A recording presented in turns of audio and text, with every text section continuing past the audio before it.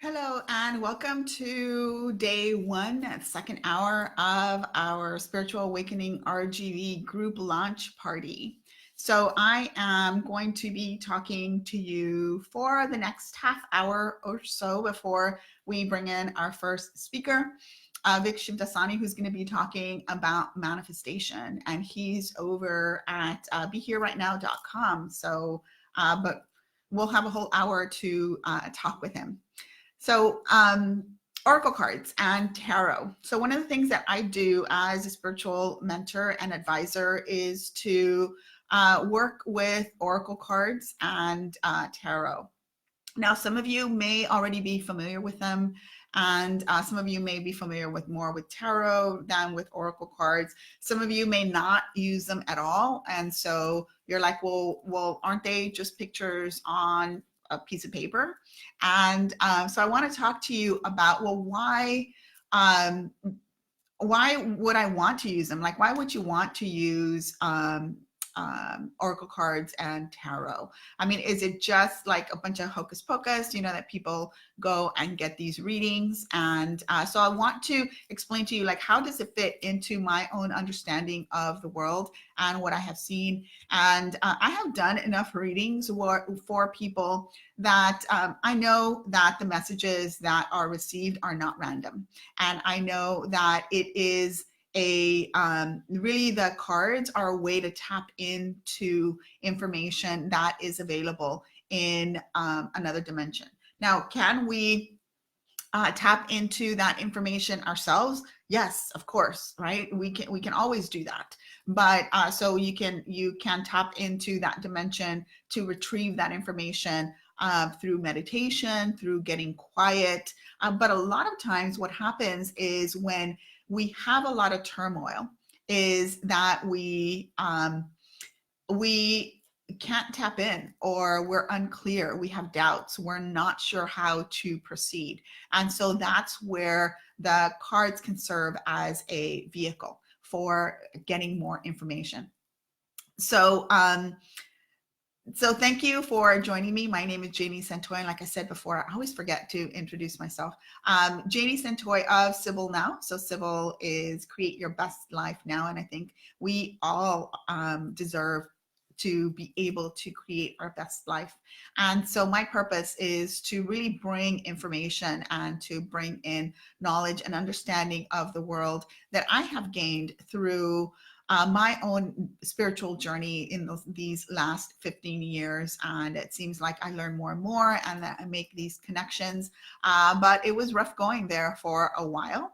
And so I really like to share, and I really like to talk to people who can benefit from what I know, can benefit from my own experience, and can benefit from all the tools that I have learned. So oracle cards are only one of the tools. And I really love for you to say hi. Like, if you are here and if you are watching, say hi. I did experienced some technical difficulties with the program that I was trying to use. For some reason, Facebook is not liking it today. And so I'm hoping that when I am bringing in our first guest speaker, that it decides to cooperate. Maybe I need to burn a little bit more sage for it to work.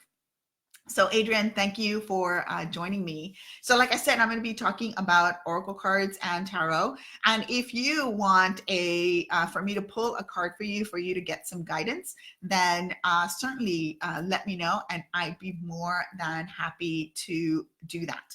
And also, if you wouldn't mind sharing this this video with other people, and especially people that this would resonate with, you can tag them in the comments, or you can send the video to them in Facebook Messenger. I know a lot of times we don't necessarily want to share the video just in our stream, because not everyone that we know resonates with these type of messages. But if you know someone who really is open and is really wanting community, and is really wanting to be able to have other people to talk to about their own spiritual journey, then I welcome and do encourage you to share the videos with them and to invite them over to the group.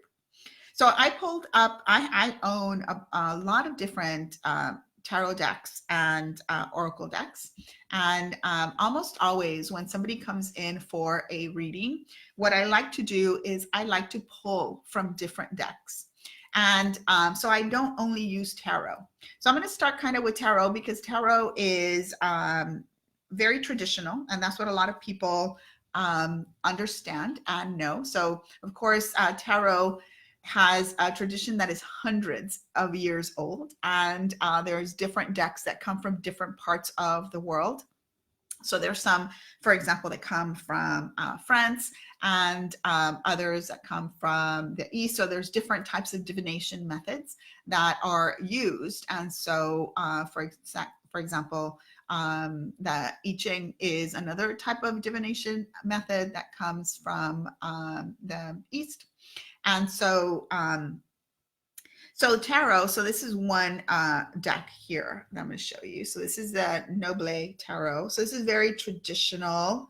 And of course, the devil has to be there, and the tower. I was just talking to someone about tower moments and how a lot of times, you know, and that's one of the reasons why tarot is so useful, because these metaphors, these images are ingrained in our psyche. So we can't really escape them. So even if you've never had your tarot cards read, or if you've never had a reading, like you can't escape the image of that tower. Like it's all over the place. Like, so it's part of the, you know, it's part of our culture, even if we don't, even if we haven't used the cards before. So, Carrie, thank you for joining me, Carrie. Carrie is someone that I met online, and so we were talking about community. So the Empress, like, so that's another energy, right? So Adrian, oh, you've never had a reading. That's very interesting that you haven't.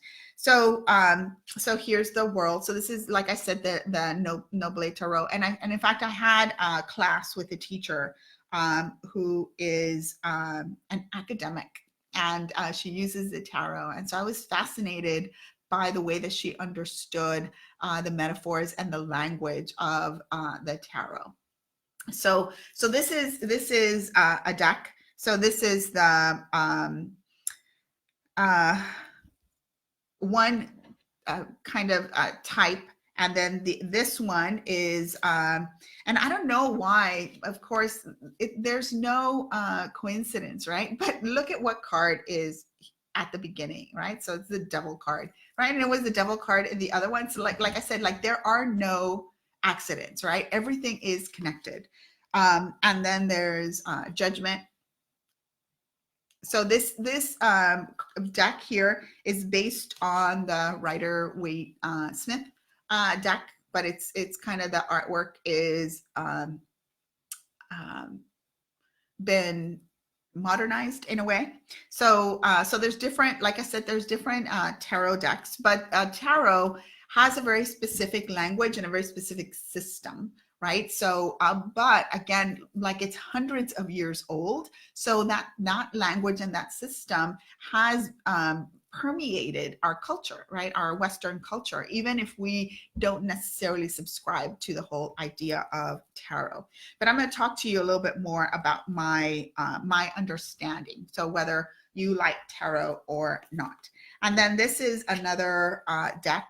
Now this is, these are oracle cards that I'm going to show you. And there's, if you go and search these online, there's a lot of different type of decks that are out there for oracle cards, and even for tarot. Like there's tarot decks that are for cat lovers, tarot decks that are available. Like if you love like superheroes, there's tarot decks for that. So there's tarot decks for like if you like anime, there's tarot deck, right? That's for anime lovers. And the reason why they're still called tarot is because they still use the tarot system, right? So they still have the major arcana, they have the minor arcana. So there's a lot of different ways to understand, or different levels to understanding. And I'm not going to go over everything because I mean, this isn't a tarot class, right? But I'm just want to talk about the different systems and why I think they're important. And if you haven't engaged with them, I think that you should, and or at least be open to it, and see what they can bring for you. So this is an oracle deck. So the oracle deck is, so this is just an example. So an oracle deck, you know, sometimes has writing, it has an image, and it has some sort of title. So this is one, and this is using mandalas, or using sacred geometry. And each card then, depending on the creator, so each card has a particular meaning. This one is a guide deck.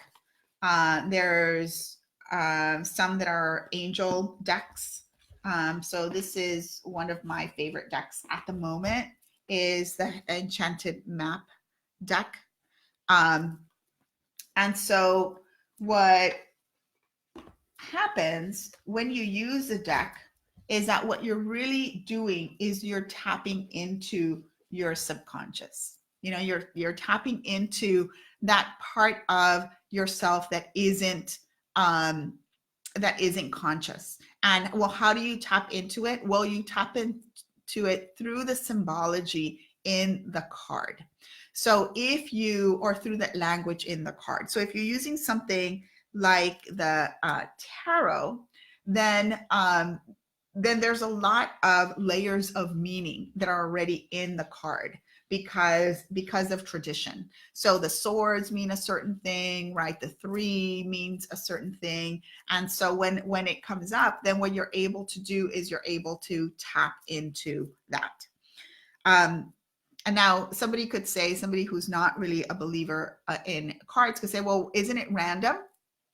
Well, no, right? Because nothing is random. So we know that nothing is random. Everything is connected. Everything has some sort of meaning. So the thing is for us to uncover what that meaning is. So, and a lot of it has to do with intention. So if you ever go get a reading, the key is to always go in with intention. What is your intention? And so that's why with tarot, or with any type of card reading, one of the main things to do is to have a question. Like you want to have a question, because a question solidifies your intention. So if you think of quantum physics, right? If you think of our understanding of energy at the moment, we know that every possibility exists simultaneously.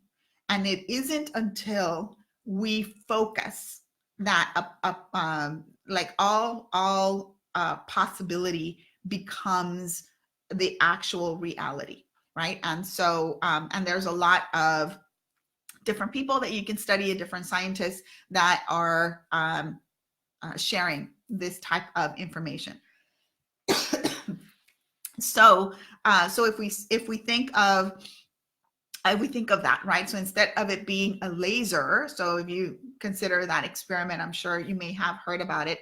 And if you haven't heard about it, then I can link to it so that you can see. But basically, if you shine a laser and you have a lot of different like holes, how do you know which hole is going to go through, right? And so there's been experiments that have been done, and that say that, well, there's a lot of different possibilities, but it collapses into one depending on the observer. So if we bring that particular knowledge, if we bring that understanding to tarot, which really is an ancient divination method, you know, it's an ancient divination tool. So if we bring that understanding, then how can we use it? Is it random? No, right? It's not random, because you are the one that's collapsing the focus, right? You are the one that's collapsing the energy to whatever your intention is, to whatever it is that you bring in. So even though, let's say there's however many cards in a deck, right? And Well, which one, let's say that that I do a 3-card reading for you. Well, which 3 cards are going to come up? What combination of them are going to come up? How do they relate to each other? What's the image that's on the card? And so it doesn't matter whether you use tarot or whether you use some sort of oracle card deck. Like, it's always the case. It doesn't matter. So what's going to happen is, like, if you see this image, and I'm sorry because of the light behind, like, if you see this image, then what is it calling forth in you? What are you seeing, right? So did you notice the moon? Did you notice the words? Did you notice the color? Did you notice the way that the body was situated on the card? Did you notice her arms? Did you notice her hands? Right? So it's all about your focus in the cards. So for me, I think it's the cards is a tool that you can use for yourself, like for you to see what is coming up. Now, a lot of times when we go and we get a reading from someone else, is that person is helping us to interpret what it is that we're seeing on the cards. And so so I'm just going to show you another one. And like, why do we and so I'll explain to you why I always like using several decks at once, even if it's one question. So this is another one. It's called Rescue. And gosh, I can't get you to, because there's a light back there. That's really, so Rescue. So we have like a waterfall, and then we have, so all of these different images, right? So when you have a question, then what you do is you pull cards. So you can pull as many cards as you want, right? But you always want to set the intention of what it is that you're going to be pulling. You always want to set the intention of, you're going to pull 2 cards, you're only going to pull 1, and then you're going to see what resonates for you, like which images you see. Now, the reason why I always like to use 3 decks, so we can, sometimes I use the tarot, and then I use 2 other decks. And the reason is because if something recurs, like if it's the same image that comes up in every from every deck, like that image is important. Like, what is the probability that same image from 3 decks that have multiple cards would come forth in your reading? Like, what are the odds, right? And so it's not random. And when we come then to use this particular tool, what we're doing is we are letting this part of our brain, which is called the Reticular Activating System, that part of the brain is going to pick out those things that are relevant to whatever it is that you're currently dealing with. So just like when you if you're interested in buying a white Toyota Camry, and all of a sudden you start seeing white Toyota Camrys everywhere, like, why is that? Well, because now your energy, your focus is on that particular image, right? That particular symbol that you're seeing out in the world. So the same thing happens with the cards. So it's not random. What is happening is that you are picking out those symbols, you're picking out those images that are relevant to you and that are relevant to your question. And all that a reader, so if you come to a reader, all a reader should be able to do is to help you draw out that meaning. So like I said, that's why I like to use 3 decks, because if I only use 1, then you kind of have to trust that I am retrieving the information that is beneficial for you. But if you see, and that's one of the things that I like to do with clients that come in for readings, is like, you see what is coming up. Like, if I put 3 sets of 3, so 9 cards in front of you, 3 cards from one deck, 3 cards from another deck, and then 3 cards from another deck, all randomly selected, right? So it's not like we shuffled and we selected them randomly. And let's say I had a reading recently where the sunflower appeared in several times in the reading.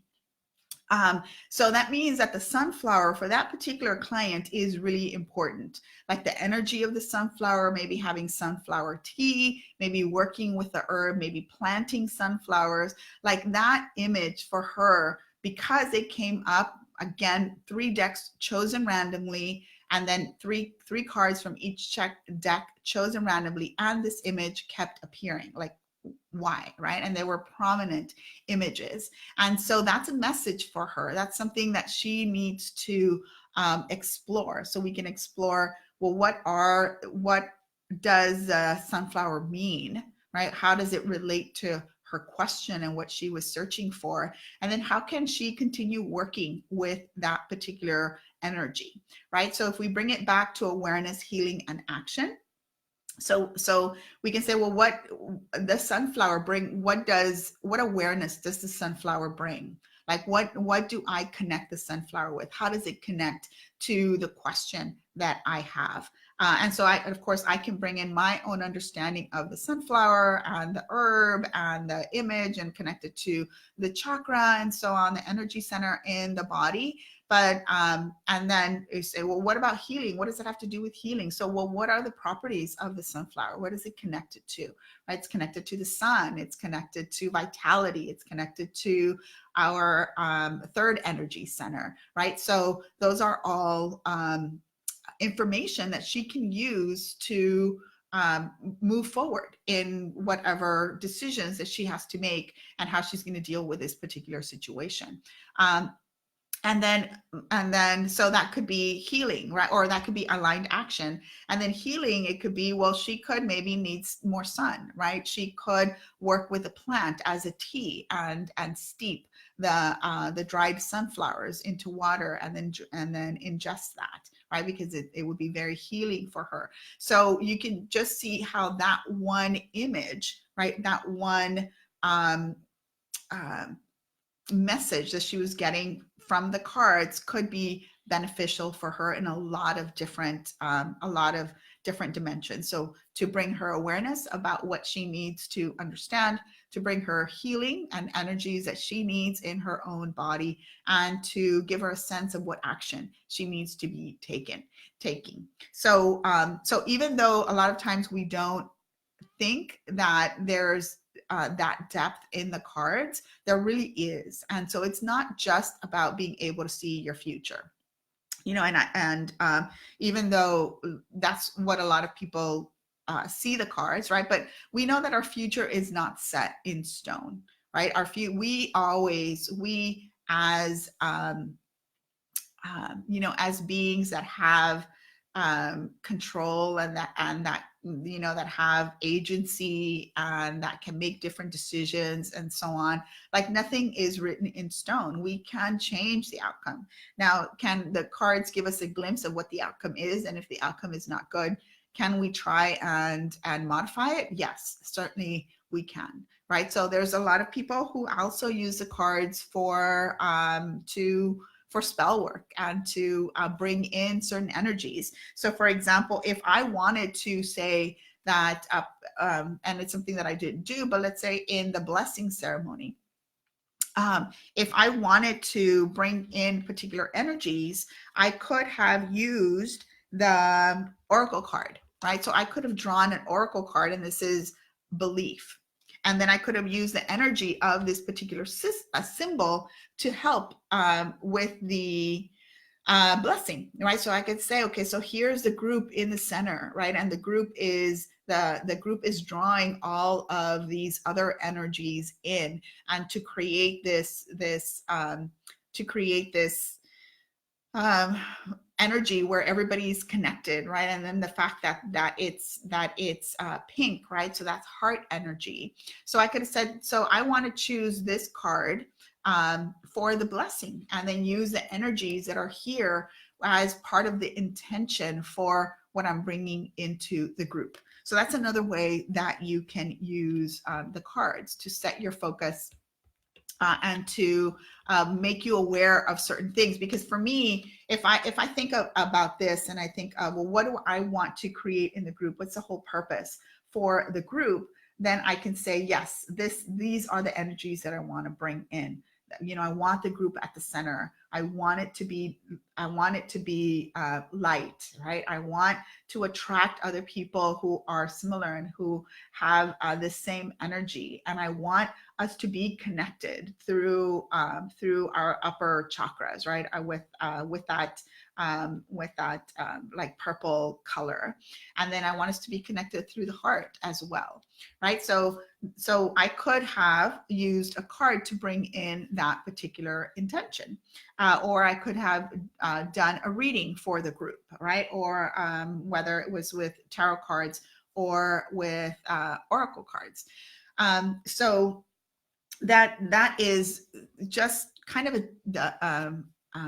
scratching the surface, right, of really understanding how cards can be useful for you on your journey. So that if you have a question and you're not sure what decision to make, if you are going to be taking some, if you are trying to bring in some energy and you're not sure exactly how to bring it in, then you can meditate with an oracle card. You can meditate with the colors that are coming forth. You can, so for example, if I wanted to,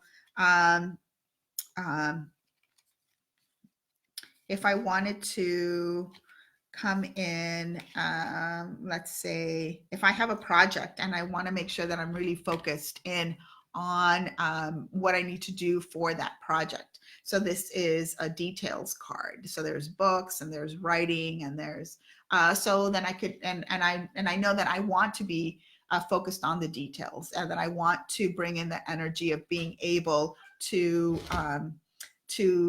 stay focused and to stay committed to the project that I'm working on, and to be able to look at all the details that need to go on so that the project is successful. Then I can bring up this card, right? Because then I know that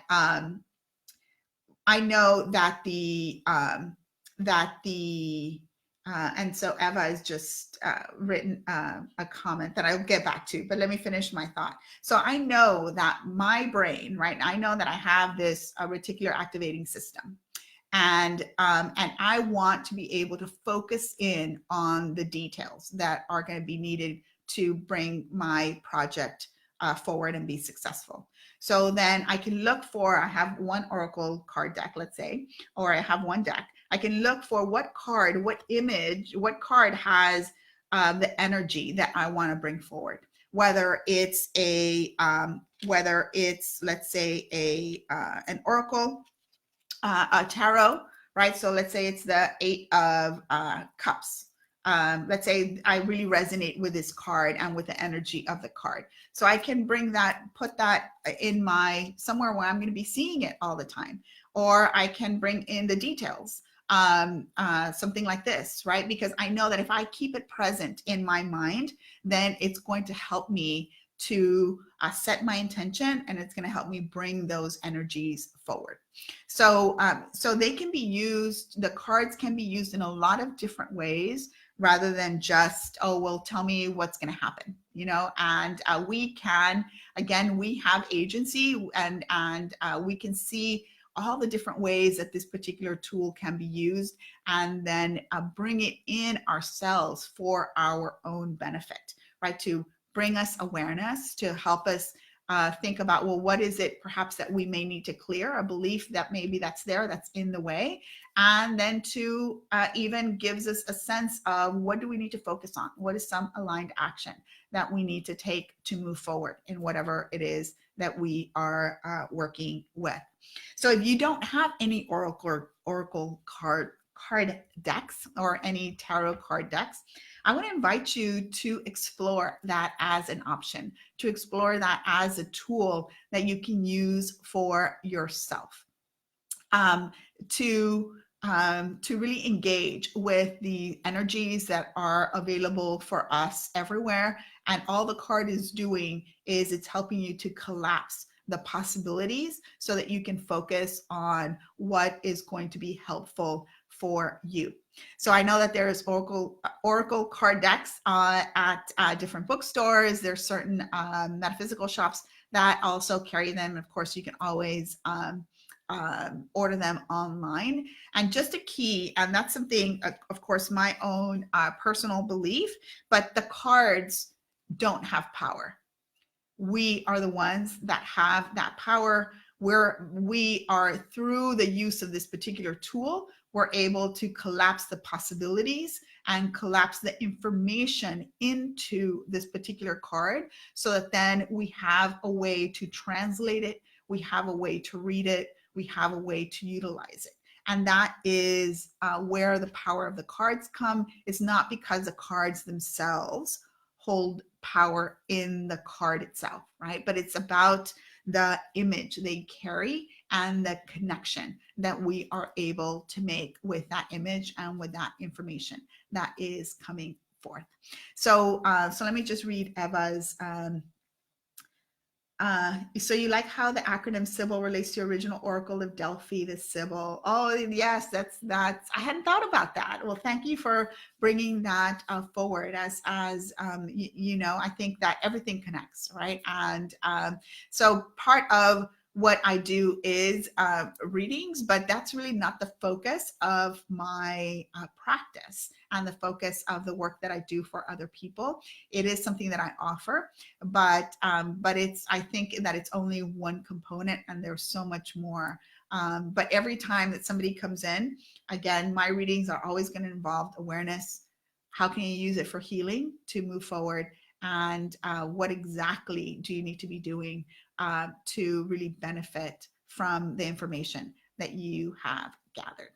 So I hope this was helpful, and I will be, I know there's just a few of you. If anybody would like for me to pull a card for you, then let me know in the comments, and then I'd be more than happy to just randomly pull a card and just set the intention that it is, that it's going to be something, that a message that is going to be helpful for you. So what I'd like to do is I'd actually like to, I'm going to pull a card for the group as a whole. And so I'm just going to shuffle the cards a little bit. And then, so just the energy. So I'm just calling in to get some message that the group as a whole can benefit from.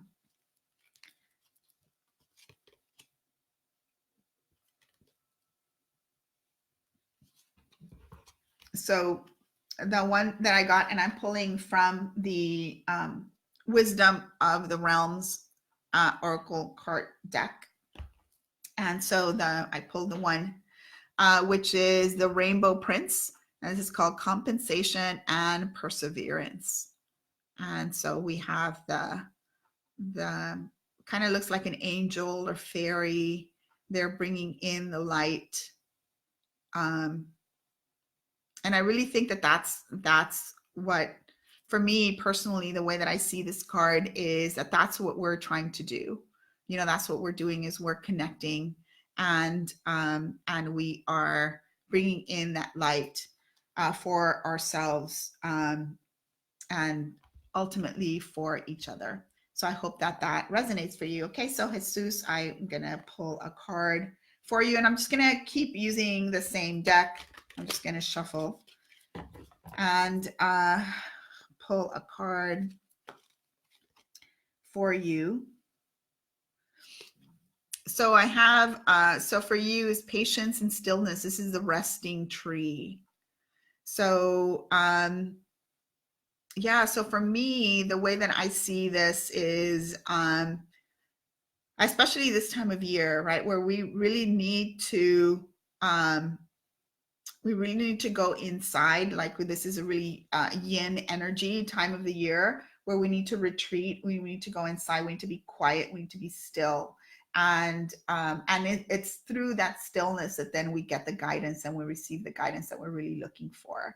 So, and it's really, and if you notice, it's very earthy. So, and the whole purpose here of the tree. So the trees also shed their leaves, right? And they go a little dormant. Of course, they're still alive. They're still very much connected to the earth. And we can see the figure is like lying on the ground, kind of being shielded by the tree and by that energy. So I think for you, Jesus, really needing to focus on your grounding and be grounded and be connected to the earth. Maybe go sit near a tree, spend some time near a tree so that you can be in that space of stillness, and to give you that patience for whatever's coming next, because almost always when we are resting, it's because we're recuperating. When we have when we're grounding, is because we're building up our energy for something. And so you know, what's that something that you're building your energy for, right? But first you need to retreat, replenish, so that then you can have that energy for what's coming next.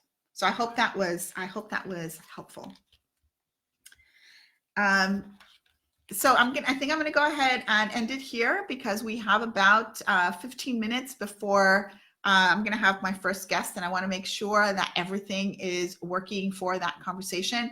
I invite you to come back, so you can be here live for conversation that I will be having with Vic Shivdasani about manifestation and his own journey and the awakening process, and what he's doing now, and how he can help you. So tune back in at the top of the hour. So at 1 p.m. we'll be going live, and make sure to think of what questions you might want him to answer. So I look forward to coming back and having that conversation. And thank you so much for joining me. And again, if you have any questions, I will be doing card readings, just pulling cards periodically in the group, so that you can always come in and benefit from that guidance. Okay, so see you in a little bit.